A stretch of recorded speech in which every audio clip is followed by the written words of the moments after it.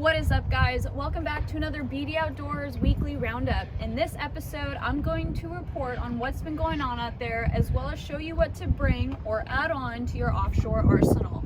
Despite the wind and weather, the San Diego fleet was still able to get on some bluefin. The Shogun got 3 shorter limits from their day and a half.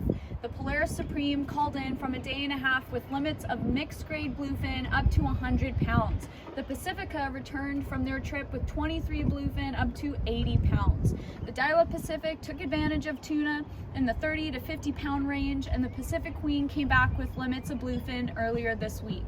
With bluefin being caught from 30 to 100 pounds, I'm going to show you guys some jigs and gear you should have on hand during your next trip to make sure you are best prepared for whatever the bluefin throw at you. Check it out.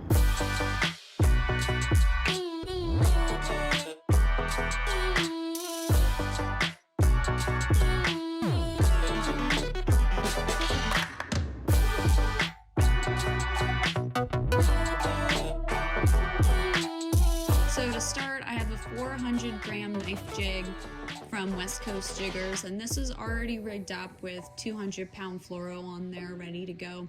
This is something I'll be using at night on a heavier setup just to accommodate for conditions at night. You want to make sure you have a couple different size jigs. So I had my 400, I'll bring a 300 or either a 2 to 250 gram knife jig with me.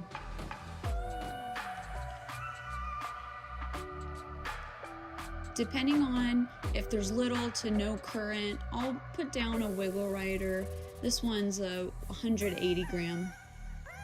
And then the last jig I have is a Williamson 180 gram. If there's a lot of action on the surface, if you see bluefin boiling up, I recommend either a Daiwa Zakana or a Colt Sniper. What's been working really well this past week is that 80 to 120 gram jig. And these are good, especially if they're up top and the bluefin tend to sink out.